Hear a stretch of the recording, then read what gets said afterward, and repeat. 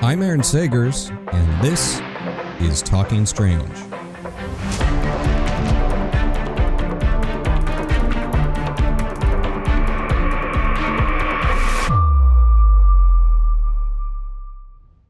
My home state of Florida.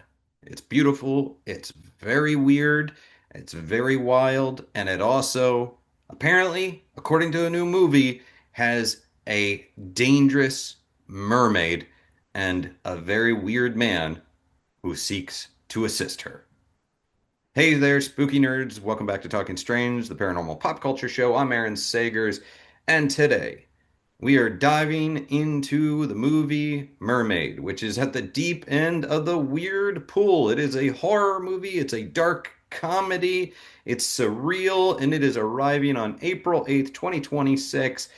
It is a film that blends offbeat horror with pretty unsettling creatures just beneath the surface.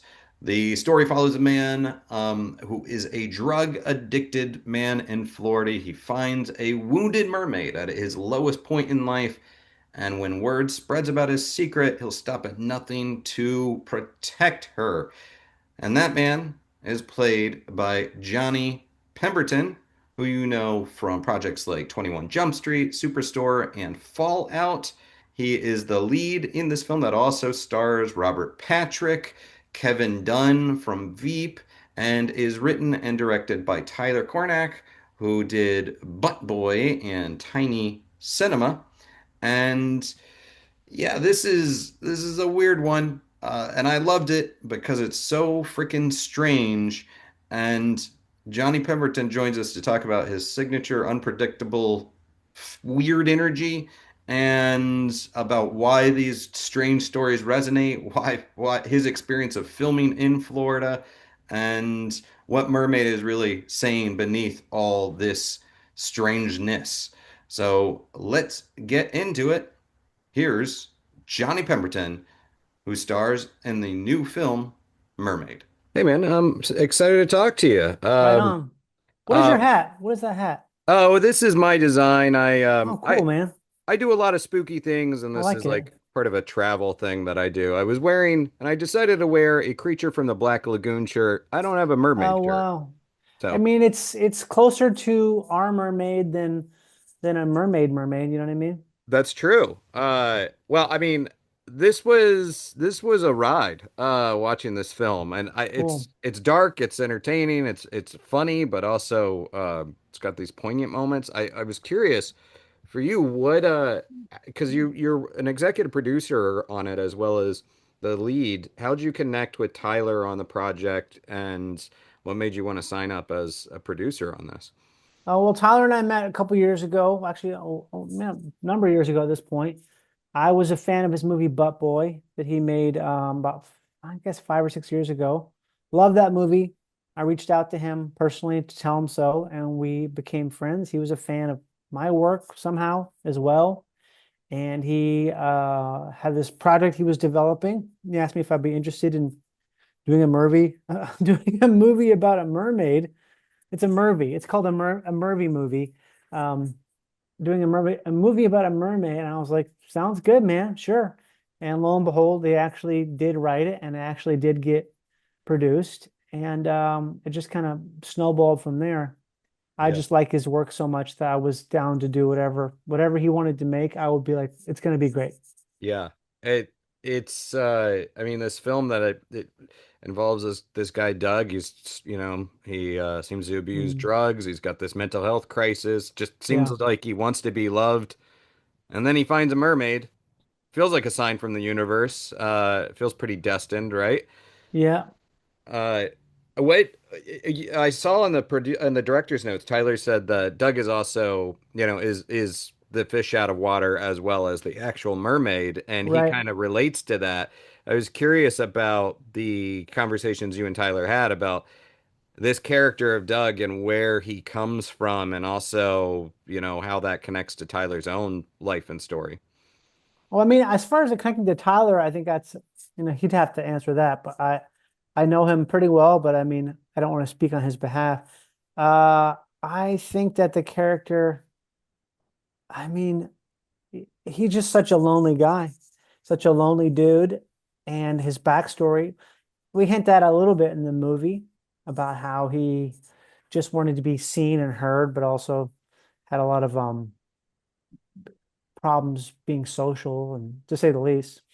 Mhm. So I think it's I don't know. There's a lot of layers in there. Yeah. Doug is he only relates to fish, and if you're only relating to fish, that says you know you got a lot of problems with people if you are talking to one of the least emotionally responsive creatures out there, which is a fish that doesn't even live in the same environment as you. So I think that speaks to Doug, how much he is just how deeply, I don't know, injured or messed up of a, he's a fucked up guy. One of the things that I like about his discovery of this mermaid that we he comes to name Destiny is the immediate kind of buy-in, the acceptance of this fantastical creature.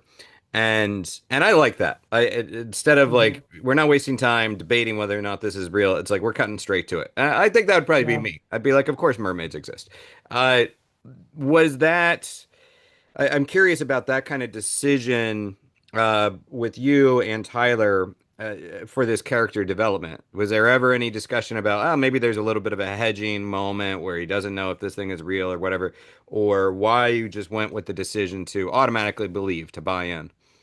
I think because you have to play it that way, you have to play it like it's the groundedness of it, because that's how everything he does lives on the how grounded it is. And it's this all the characters I play. I mean, with some exceptions, I think there's always got to be some groundedness to it, which is what makes things it's what makes things really funny. It's what makes things really dramatic, is when you have this grounded element to it. So I think if he didn't, listen to the show Coast to Coast AM a lot. I've been listening to it for forever. I've been And on it someone, many times. oh my God, well there you go, man. Yeah, someone asked George Norrie once how he believes the people who say these fantastical things. I think he said something like the effect of, well, I have no way of knowing that what they're saying isn't true, so I have to just take their word for it. And I kind of think that's what's going on with the film. We just have to take that as the reality. Otherwise, nothing else exists. You just have to, if it was this thing where it was this incredulous, like, what is this? It can't be that, then that would be in a different movie then. It Yeah. was not as good of a, not as entertaining of a movie, I think. Yeah, come to think of it, I'm sure that when I've been on with George and he throws Hmm. to like the phone calls, the call-ins, there's probably been some Dougs that have called in. Oh, there definitely There's have. Definitely have. Yeah, I mean, I have so much entertainment from hearing open lines. It's one of those things where I'll pull over and be like, I can't believe that person just said that. Just the most cogent sounding person saying that, like, yeah, when I'm talking to my rabbits, when they read to me, it's like, what are you talking about?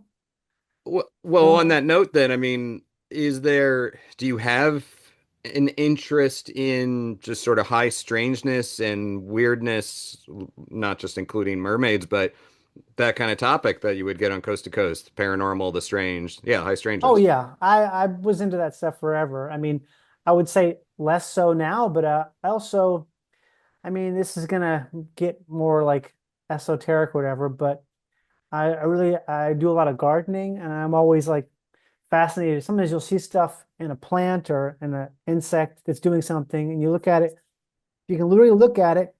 If it's you can look at something up close, you're like, this is insane. You're looking at something that is, for all intents and purposes, an alien life form, because it's so different than you.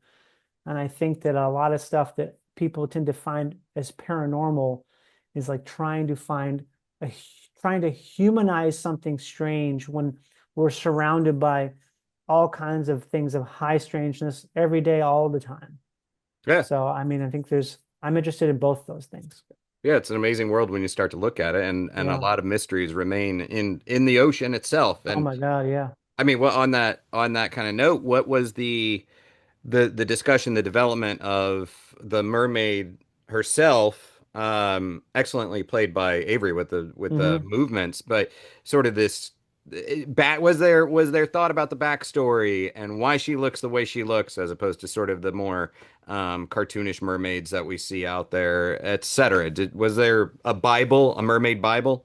There was not. There's not a mermaid Bible. It actually came down to kind of the wire with the creation of the mermaid because there was a big hiccup in terms of there was someone who was supposed to be doing the creature work and they dropped out last minute and it was pretty, and we kind of got our asses saved a bit by a hurricane that swept through the delayed production by about 4 or 5 days. So that gave the new Mark Villalobos and his crew, excellent, incredible effects people. It gave them some more time to create this. I don't think there was ever a Bible for the mermaid as far as like that goes, but I think that also kind of works to how the mermaid appears in the film, which is we just don't know. This is something that is nobody knows what it is, and that's why it becomes so valuable because it is this thing. Maybe this isn't a species. It is just two or three or 10 of them out Hmm. there. We don't know. I like not knowing stuff, and I think that it never felt like that was needed. At least not. I didn't feel like I was ever wondering about that stuff because there's just so much there when you look at it. There's it's just such a incredible thing to see and to regard. The what was sort of the process of working? Because throughout the movie, Avery, who plays Destiny, she doesn't Mhm. she makes noises, but she's not speaking, at least not in a human English language. Right. The developing the dynamics and the chemistry between you two, I imagine that had to be a bit of a challenge. Just talk a little bit about developing that dynamic and sort of your working relationship with her. Well, I mean, actually, it wasn't much of a challenge just because I didn't see her in the full makeup until I think we were filming together. Mm, So I never got to see her until I'm not sure this is correct, but I kind of think one of the first times that Doug is really alone with the mermaid and able to just look at her is one of the first times that Johnny Pemberton, was able to be alone and just look at her. So I got to um, see this crazy creature right in front of me for the first time. So it was like Doug was the actor and the character were seeing it for the first time, it, and it was just fascinating. it's such a striking creature effects that Yeah. you like I'm you're carrying her around, you're interacting with her physically, and I was just so curious as I'm watching the film about like just the tactile experience of touching, like how was that, and how did that kind of inform the performance? Like how did she feel, etc.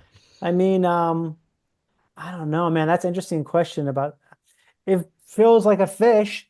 It is it is like I think it's a silicone or some type of a silicone thing. So which is not that different than how an actual fish feels. It's kind Hmm. of gross and slimy. And it's just definitely there's weight to it because this is a real person inside who's creating this creature. I mean, that was really fun and interesting. It was also difficult too because it's hard to get her around, hard Hmm. to move around. Yeah, I don't know, man. I mean, it was just really fun. It was really like fun and cool to be able to interact with something and not have to pretend something is there. The Florida, I'm originally from Florida. I Oh, live in what New York part? City now. I'm originally from Orlando. Okay. And Florida is indeed weird. I have a love for it. And I saw that, Tyler also has this weird, this is a Valentine to Florida as well. Hmm. Uh, you were filming in St. Pete area? Yeah, St. Pete Beach, pretty much almost the whole movie. How did did you have previous experience with Florida, and how did the weirdness of Florida really feel like it was informing this universe that you were operating within? Well, I mean, if you're in Florida, you're in Florida and you can't really escape it. So it's definitely was seeping into my bones every day I was there. I went to school, I went to college in Florida for 4 years in Tallahassee at Florida State. Okay. So I do have like a pretty good amount of experience with Florida. I'm like you, I love it. I don't live there anymore, but I think that's probably why I love it, is because it's great to observe and to dip into and live in it. But yeah, I mean, it's a crazy place because you have such a great mixture of people. You've got like rednecks in the Panhandle. You've got like all these people from New York City down in other parts like the Atlantic coast, and you have all these horse farmers in Mhm. Ocala. You got people growing strawberries down south there. You've got the Glades. You've got it's such a strange mixture. Always retired people. It's like a real weird melting pot. And also just the wildlife too. There's so much wildlife in Florida. I think a lot of people don't realize how much non-water-based life wildlife there is there. It's just a crazy place. And I think that's makes it just really it just never gets old, you know. I mean, they talk about that in the film, but I think Carl Hiaasen talks about that, the writer. I've read a bunch of his books. I mean, I read his books years ago. I remember reading a couple of his books probably like, 20, 30 years ago. Mhm.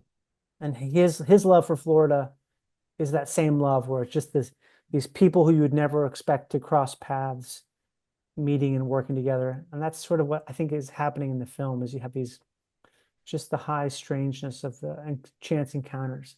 Yeah, a lot of these characters do seem like now that you mention it, come out of a Carl Hiaasen book or like an Mhm. Elmore Leonard book, that Yeah. when he kind of takes on sort of the Miami element of things.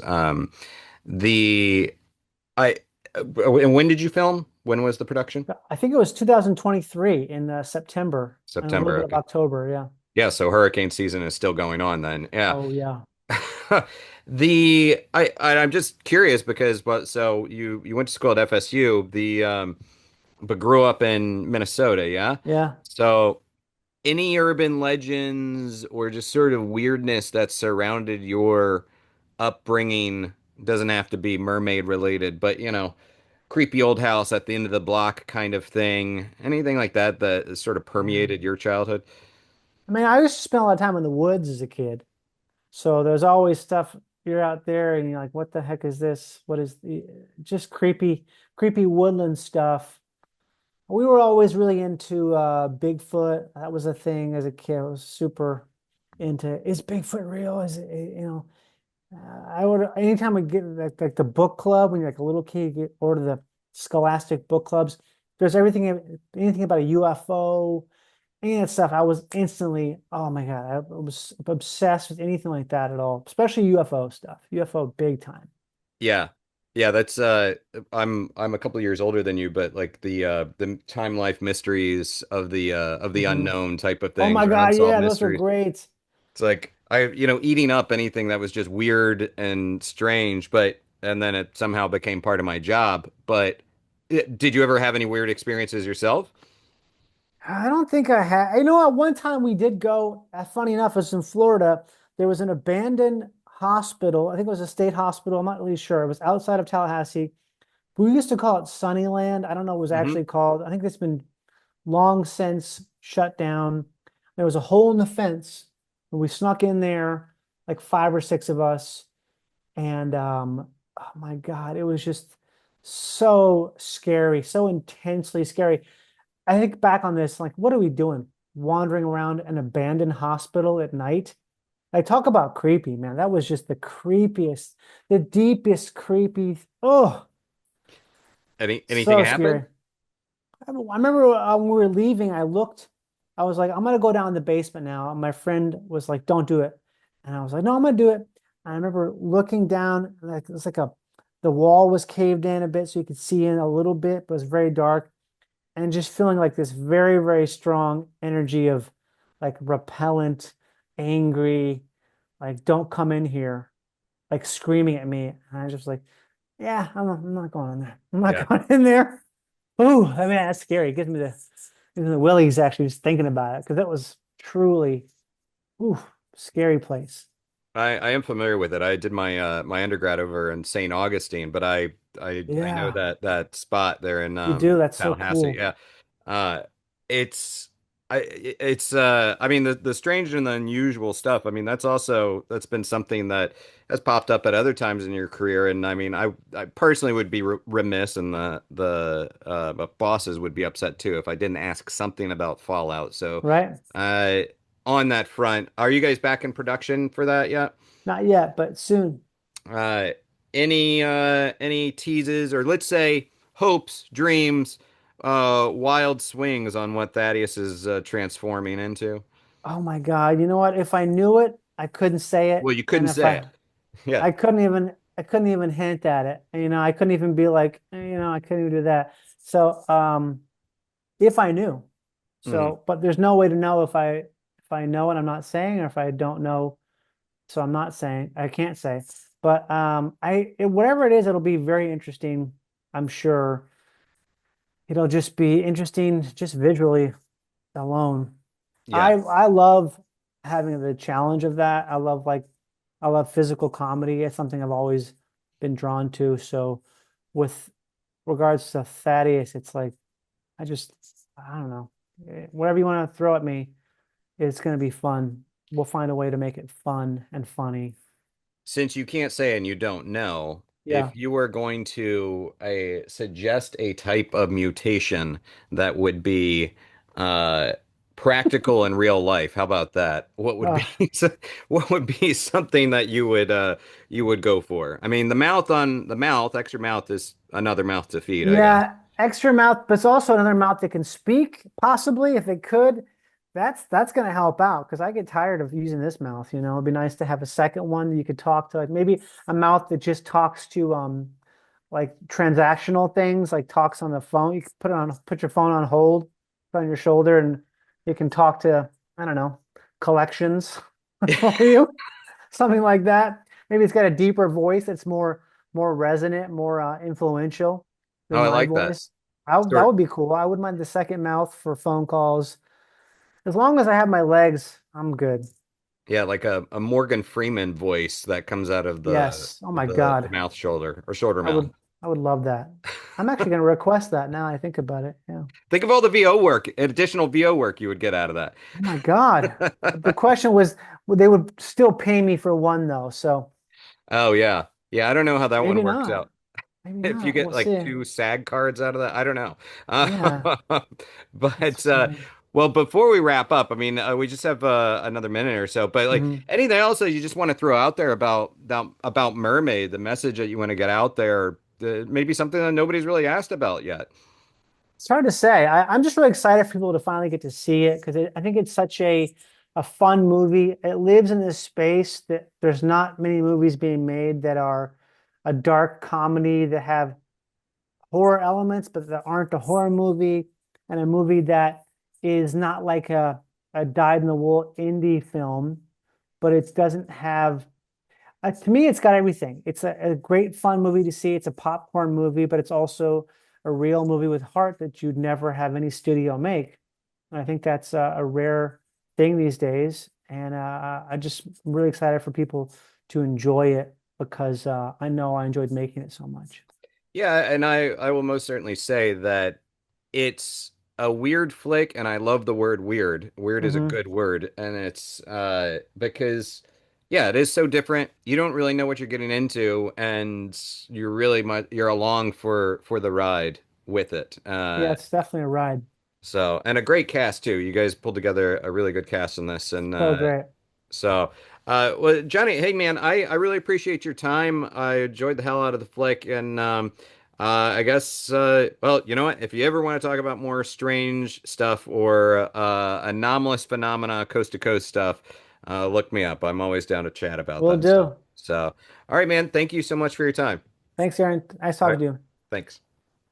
That was Johnny Pemberton of Mermaid, which opens on April 8th, 2026, and is written and directed by Tyler Cornack and also stars Robert Patrick and Kevin Dunn. Do check it out. It is horror, it is dark comedy, it is weird, and I like weird, so I think you need to to check this one out. Also, just a reminder, the Spooky Explorers Club is back, baby, for the third year. This event that I host is happening this September in Orlando, Florida, at Walt Disney World.